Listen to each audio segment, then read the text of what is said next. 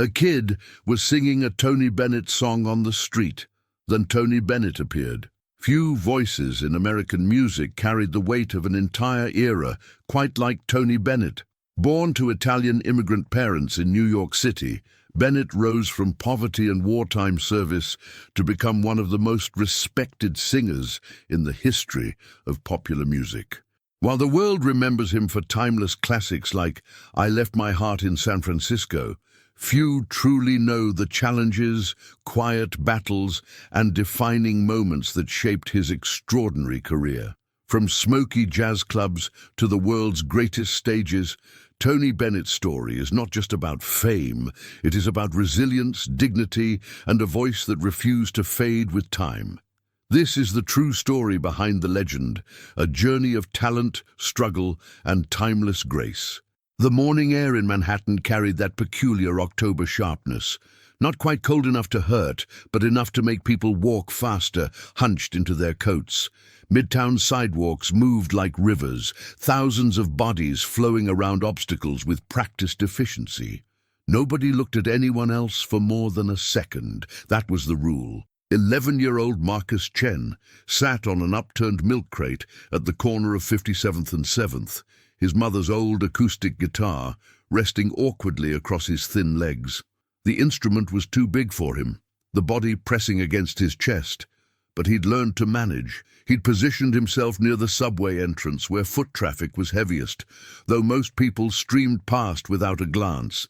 His fingers found the opening chords, simple, deliberate. Then he began to sing. I Left My Heart in San Francisco. His voice was small against the city's roar. Taxi horns, construction somewhere blocks away, the screech of subway brakes beneath the grate. A businessman nearly stepped on his open guitar case, stumbling slightly before continuing without apology. Marcus kept singing. His mother had taught him the song before the hospital stays began. Classic American, she'd said, propped up in bed with oxygen tubes running to her nose. Tony Bennett. He's got this voice that makes you believe everything's going to be okay, even when it isn't. That was 4 months ago, before the second mortgage, before Marcus started spending his Saturdays on street corners instead of in his bedroom, before he understood that sometimes 13-year-old boys had to become men whether they were ready or not. High on a hill, it calls to me. A middle-aged woman slowed, fishing in her purse. She dropped 2 quarters into his case without meeting his eyes. Marcus nodded his thanks to her departing back. 2.25. He'd been out here since 8 o'clock, 3 hours for $2.25. The guitar strap dug into his shoulder. His fingers were getting stiff from the cold. But rent was due in 4 days, and his mother couldn't work the register at the bodega anymore. His father had left when Marcus was 6, just walked out for cigarettes one afternoon and never came back. It was just the two of them now, him and Mom, in a 5th-floor walk-up in Astoria that smelled like someone else's cooking and had water stains on every ceiling. To be where little cable cars climb halfway to the stars. An old man with a Yankees cap paused, really listening for a moment. He had kind eyes, wrinkled at the corners. He started to reach for his wallet, then seemed to think better of it, shaking his head apologetically before moving on. Marcus understood. Everyone was stretched thin in this city.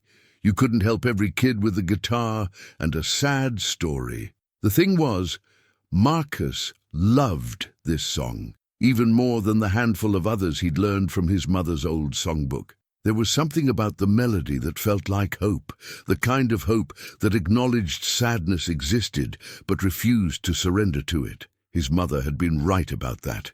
Tony Bennett's voice, even on the scratchy YouTube videos Marcus had watched on the library computer, carried that quality. It wasn't fake cheerfulness. It was survival disguised as music. The morning fog may chill the air. His voice cracked on air. Puberty turning him into a stranger to himself. He pushed through it, trying to remember what his mother had said about breath control, support from the diaphragm. Let the sound come from somewhere deeper than your throat. A young couple walked past, the woman's high heels clicking on the pavement. She had that Upper East Side look, expensive coat, perfect hair. The man with her wore a suit that probably cost more than Marcus's mother made in a month. Neither of them even glanced his way. They were discussing a restaurant reservation, arguing about whether they wanted Italian or French. Marcus's stomach growled. He'd had a granola bar for breakfast, saving the good food for dinner. His mother needed to keep her strength up. The chemo made everything taste wrong, she said, but she still tried to eat whatever he put in front of her. I don't care. More quarters clinked into his case. A dollar bill crumpled. He didn't look up to see who'd left it, just kept playing, kept singing. That was the secret to street performing, he'd learned. Don't acknowledge the money too much or people feel obligated. Don't make eye contact or they feel uncomfortable. Just be part of the city's background noise, pleasant enough to warrant spare change, but not so demanding as to make people feel guilty. My love waits there in San Francisco. Somewhere in the back of his mind, Marcus knew this was absurd. He was 13 years old, sitting on a milk crate in Midtown Manhattan, singing a song from before his parents were born, hoping strangers would pay him enough to help cover the rent. This wasn't what childhood was supposed to look like. But then again, what choice did he have? His social studies teacher, Mr. Rodriguez, had pulled him aside last week, asked if everything was okay at home. Marcus had lied smoothly. Practice made perfect. Everything's fine, Mr. Rodriguez. Just tired from staying up too late playing video games. The teacher had looked like he wanted to press further, but had let it drop. What could he do anyway? Call child services? Let Marcus and his mother get separated? That would solve nothing. Above the blue and windy sea, the wind picked up, scattering fallen leaves across the sidewalk. Marcus's fingers were really starting to hurt now. He'd need to take a break soon, maybe grab a coffee with some of his earnings just to warm up his hands. The McDonald's on the corner had free refills if you were subtle about it. A little girl, maybe 6 or 7, tugged on her father's sleeve and pointed at Marcus. The father, a tired-looking man in a FedEx uniform, shook his head and kept walking. "Sorry, mija," Marcus heard him say. "Next time." There was never a next time, Marcus had learned. People who said next time were trying to convince themselves they were still generous, still capable of kindness. They weren't bad people, they just had their own problems. "When I come home to you, San Francisco." As he reached the final verse, Marcus closed his eyes. It helped him focus, helped him pretend he wasn't sitting on a dirty sidewalk being ignored by thousands of people. In his mind, he was somewhere else. Maybe on a real stage, maybe in one of those old black and white videos his mother had shown him, where Tony Bennett sang in a tuxedo to a room full of people who actually listened. "Your golden sun will shine for me." The last note hung in the air for a moment before being swallowed by the city's ambient roar. Marcus opened his eyes, ready to start again. His mother always said persistence was more important than talent. Show up, do the work, don't quit. That's when he noticed the shoes, not rushing past like all the others, just standing there. Brown leather, polished but worn with age. The kind of shoes that had been well made 40 years ago and were still going strong. Marcus's gaze traveled up, pressed slacks, a wool overcoat, and then a face that made his breath catch in his throat. The old man was tall, though age had rounded his shoulders slightly. He had to be in his 90s, but his eyes were sharp and impossibly kind. Something about his presence commanded attention without demanding it. Other pedestrians moved around him like water around a stone, but he didn't seem to notice them at all. He was staring directly at Marcus. "You know," the old man said, his voice carrying a distinctive warmth that made Marcus's skin prickle with impossible recognition, "that's my song you're singing." Tony Bennett stood perfectly still amid the rushing crowd, watching the boy's face cycle through disbelief, hope, and then a fierce, protective skepticism. He'd seen that look before, on his own face, decades ago, when he'd been a kid singing in Astoria, Queens, wondering if the world would ever give him a chance. "I'm sorry, sir," the boy said carefully, his hand moving protectively over his guitar case where perhaps $10 in change and crumpled bills lay scattered. "I don't mean any copyright trouble or anything.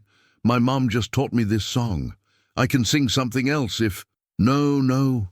Tony raised his hands gently, a smile creasing his weathered face.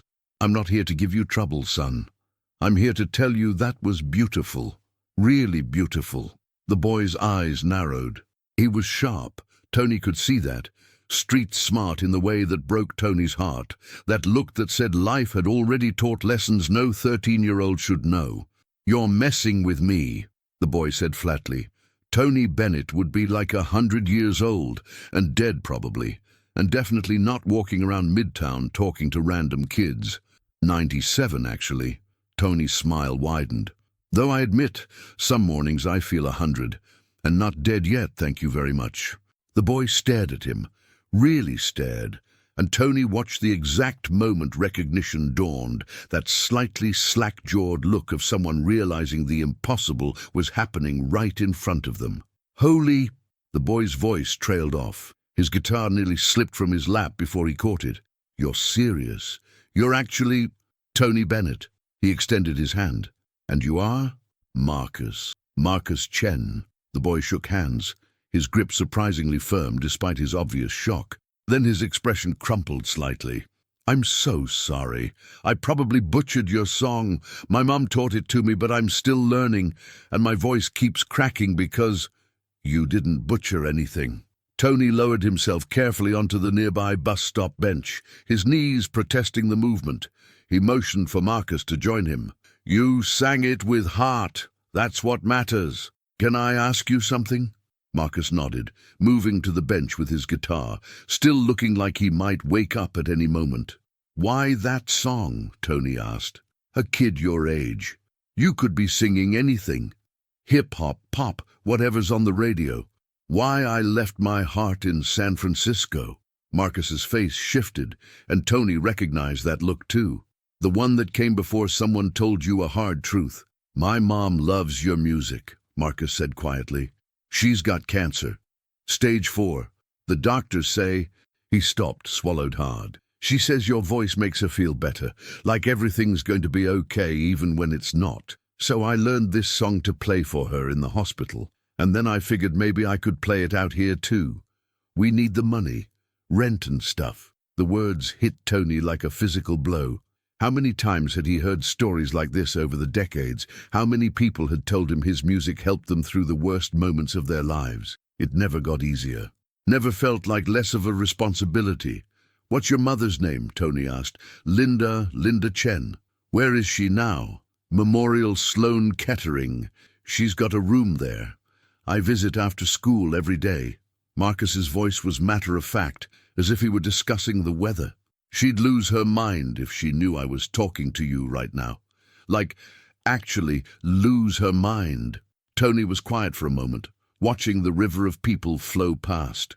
None of them knew what was happening on this bench. None of them realized that in this vast, indifferent city, two lives were intersecting in a way that might change everything. He thought about his own mother, Anna, how she'd raised 3 kids alone after his father died when Tony was just 10.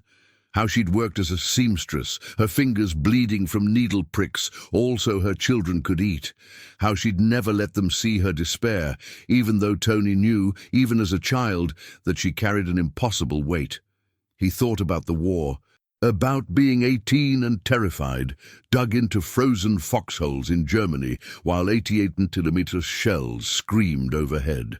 About liberating that concentration camp and seeing faces that would haunt him for the rest of his life. Human beings stripped of everything except the stubborn refusal to stop existing.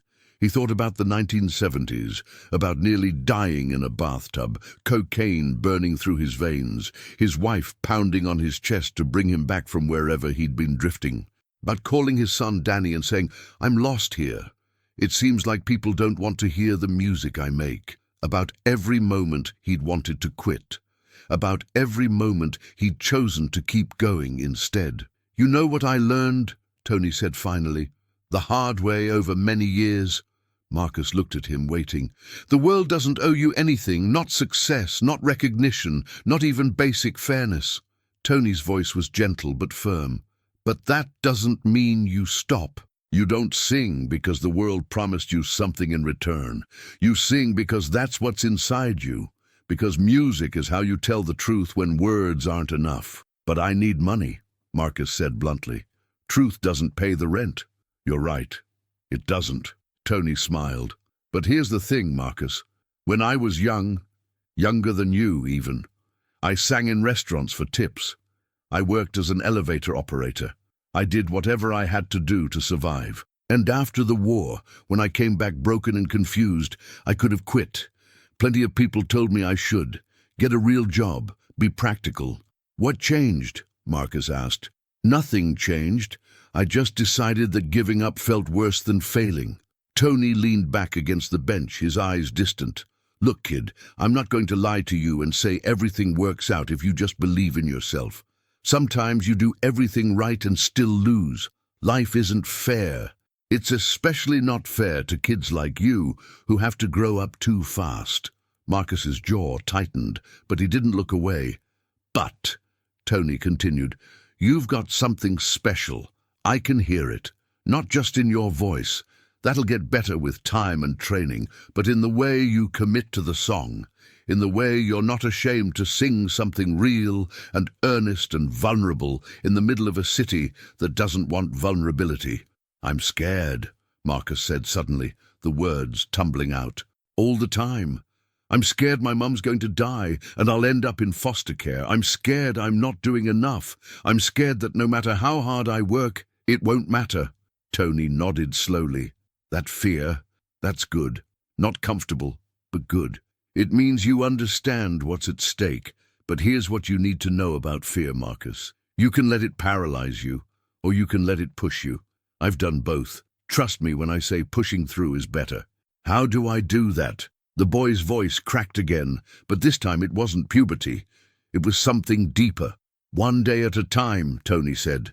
Sometimes 1 hour at a time. You get up, you face what needs facing, you do the next right thing, even when you don't know if it'll work out. They sat in silence for a moment. The city moved around them, indifferent, relentless, vast. But here on this bench, two people from completely different generations had found common ground in the universal truth that being human meant struggling, and struggling meant you were still alive. Can I ask you something? Marcus said. Anything. Did you ever want to quit? Like, really quit? Tony let out a long breath. Yes, more than once. There was a time in the 70s when I had no recording contract, no manager. The IRS was trying to take my house. I was using drugs to escape the feeling that my career was over. And I called my son and said, I'm lost. What did he say? He became my manager. He helped me rebuild. But the point is, Marcus, I had to ask for help. That's not weakness, that's survival. Marcus was quiet for a long moment. Then he said, I don't have anyone to ask. You have your mother. She's the one who needs help. I can't. Marcus's voice broke. I can't ask her for anything. She's already dying. I have to be strong for her. Tony reached out and put a hand on the boy's shoulder. Listen to me carefully. Being strong doesn't mean carrying everything alone.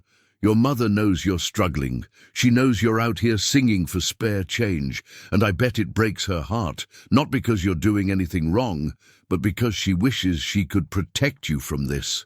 So what am I supposed to do? Marcus's eyes were bright with unshed tears. You're supposed to let her love you the way she can, Tony said. Even if that means letting her see that you're scared too. That's not weakness, son. That's trust. And trust is the bravest thing there is. The tears spilled over then, and Marcus didn't try to hide them. Tony sat with him, one hand on the boy's shoulder, and waited for the storm to pass. When Marcus finally wiped his face with his sleeve and took a shaky breath, Tony said, I want to do something. Will you let me? Marcus looked at him warily. Like what? I want to visit your mother in the hospital. I want to sing for her. Marcus's mouth opened, closed, opened again. You can't be serious. I'm completely serious. What day works best? You're Tony Bennett, Marcus said, as if Tony had forgotten. You don't just show up at hospitals to sing for random people. Actually, Tony said with a smile, I've been doing exactly that for 70 years. You'd be surprised how much of my time I spend in hospitals and nursing homes. They just don't write articles about it. Why? Because that's not the point. Tony stood slowly, his joints protesting but obeying. The point is that music is supposed to connect us, to remind us we're not alone. Your mother is going through something terrible. If I can give her one moment of joy, one memory of beauty in the middle of all that pain, why wouldn't I? Marcus stood too, clutching his guitar like a lifeline. She's not going to believe this. She's literally not going to believe me when I tell her. Don't tell her, Tony said. Let it be a surprise. What's her room number? Marcus recited it automatically, still looking dazed. Tony pulled out his phone, newer than he'd like but necessary in this modern world, and typed a note to himself. Thursday afternoon, around 2 o'clock. That work? Yes, that works, but Mr. Bennett, Tony, please, Tony. The name felt strange in Marcus's mouth, too familiar for someone so legendary. I don't know how to thank you. You don't have to thank me, Marcus. You already gave me something today. What?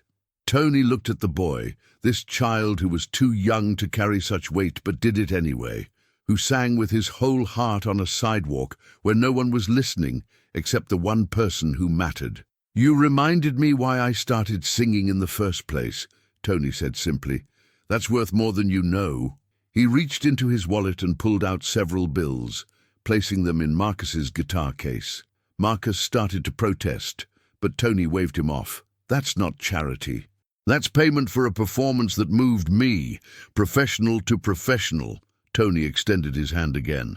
Thursday at 2, Memorial Sloan Kettering. I'll see you then. Marcus shook his hand, nodding, unable to speak.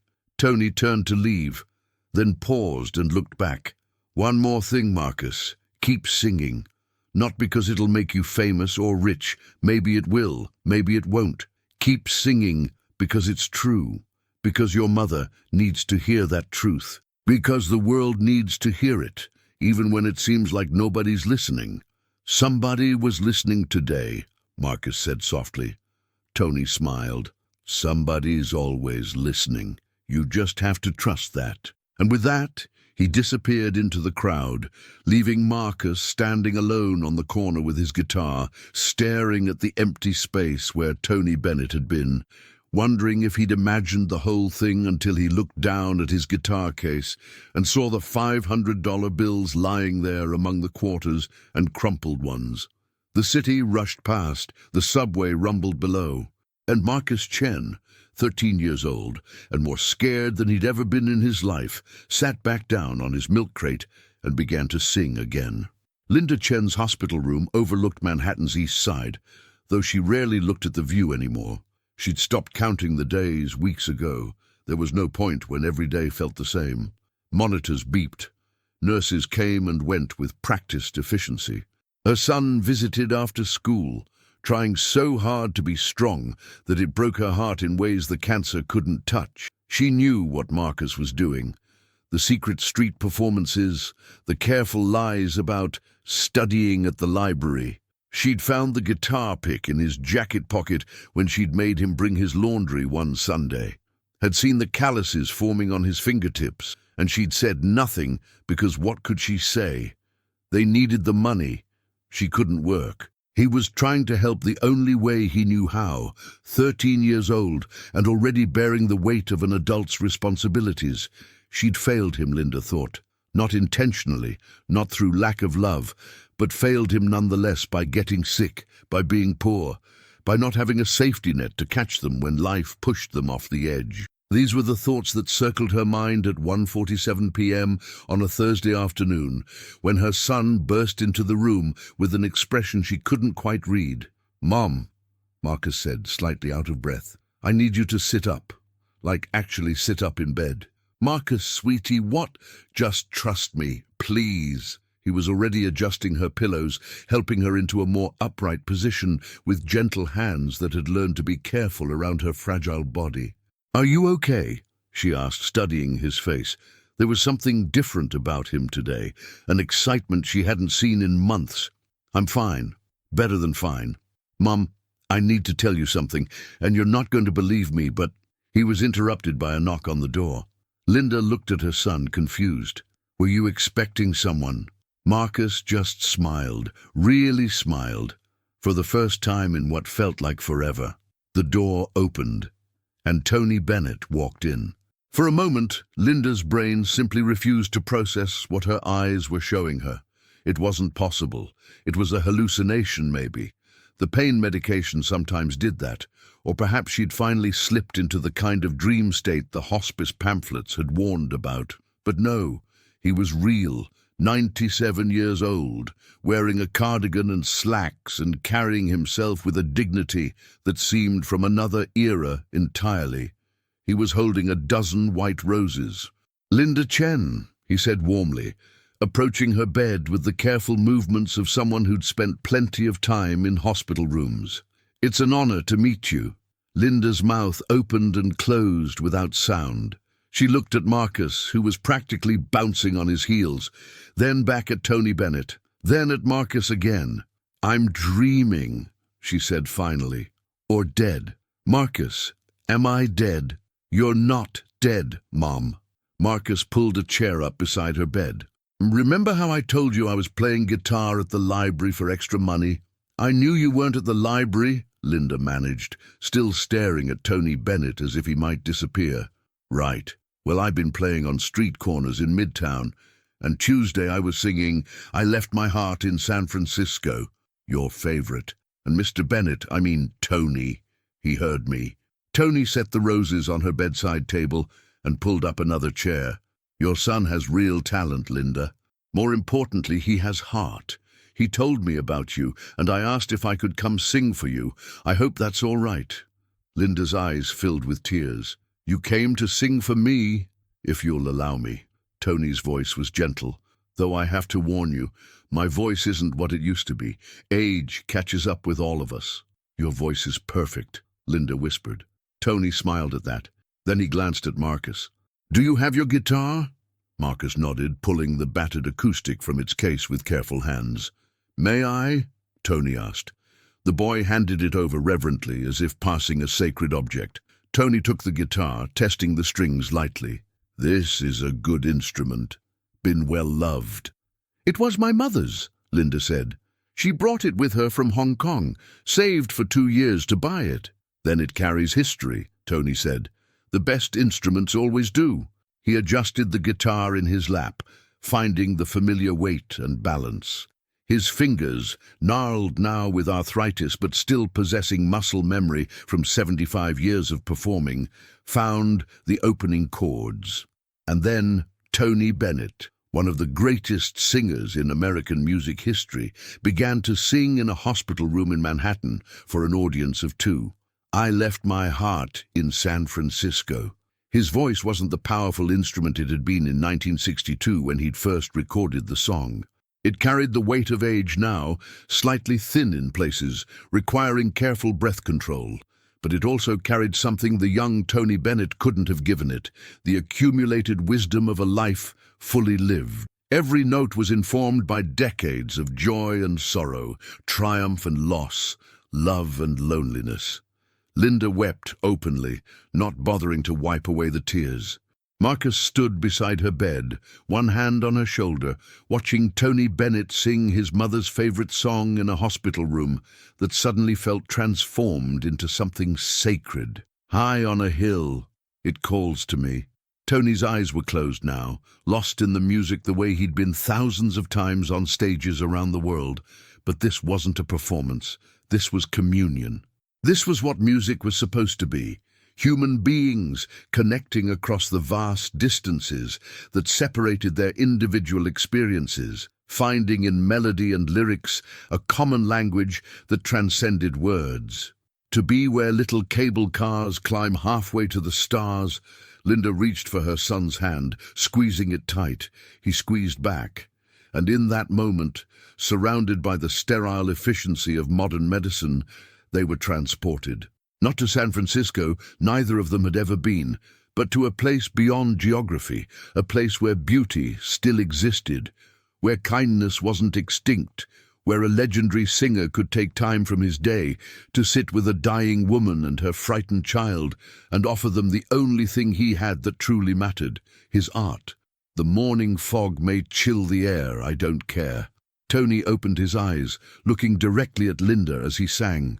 And she saw in his face the same thing she'd always heard in his recordings, that fundamental kindness, that refusal to give in to cynicism despite having every reason to do so, that choice to keep believing in beauty even when the world seemed determined to prove that beauty was a lie. My love waits there in San Francisco, above the blue and windy sea. Marcus had told her once that Tony Bennett's voice made her feel like everything was going to be okay, even when it wasn't. She'd nodded, unable to articulate the exact truth of that statement. But now, hearing him live, she understood. It wasn't that his voice pretended pain didn't exist.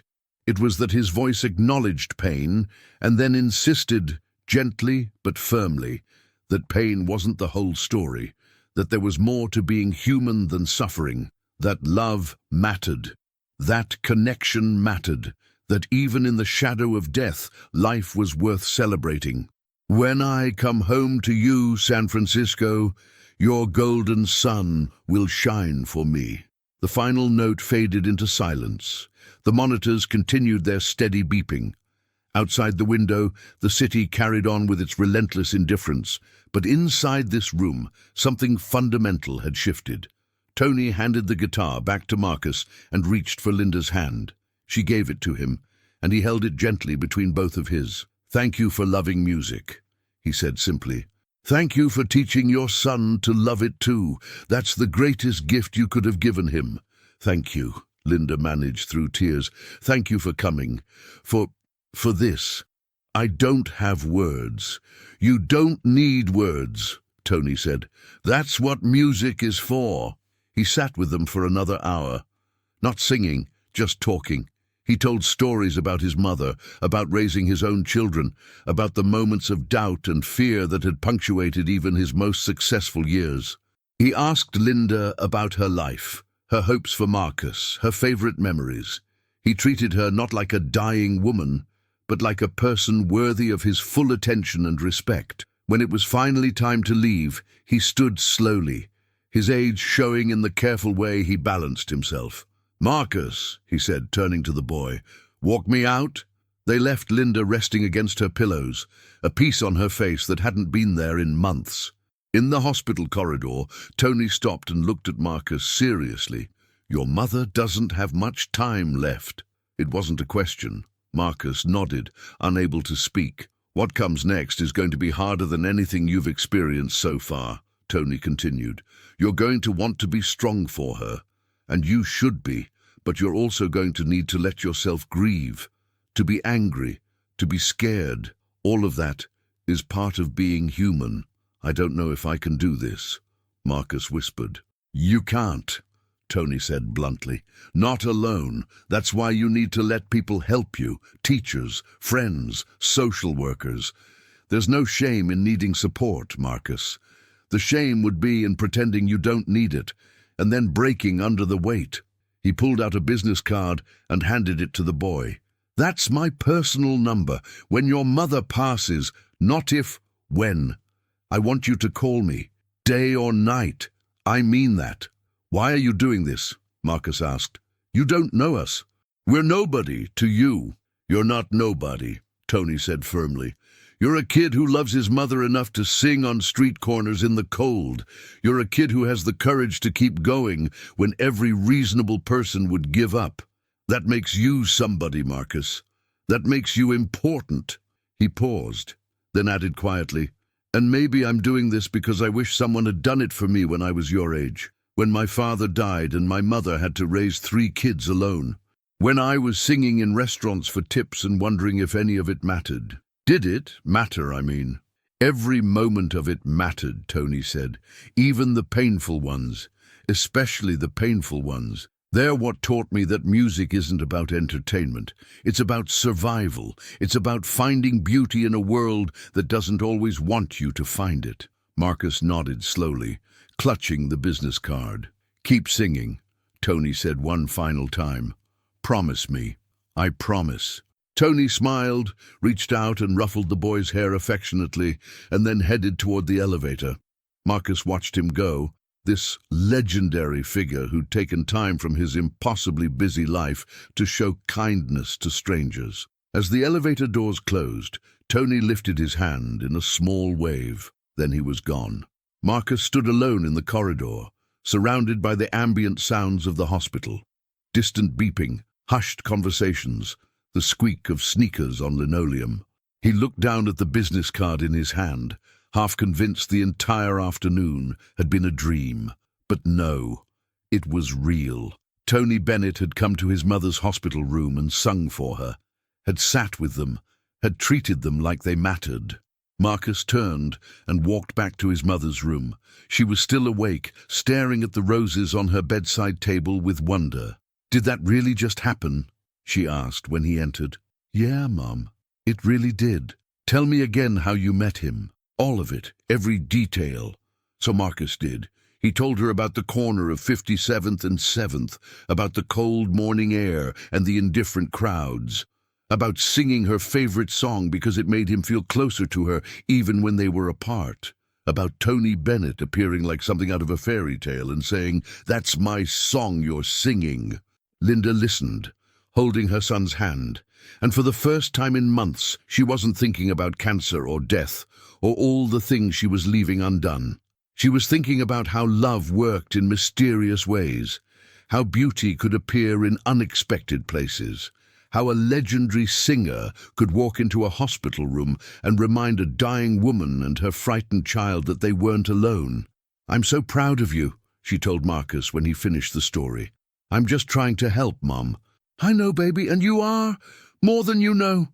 She paused, then said carefully, "When I'm gone, Mom, don't listen to me." Her voice was gentle but firm. "When I'm gone, I need you to keep living. Not just surviving, living. Do you understand the difference?" Marcus shook his head. "Surviving is what we've been doing these past months, getting through each day. Living is what comes after. It's letting yourself laugh again, make friends, make mistakes, fall in love someday. Sing not because you need the money, but because it makes you happy." "I don't know if I can," Marcus said honestly. "You can," Linda said. "You will, because you're stronger than you think, and because I'm going to be watching over you, making sure you don't waste this."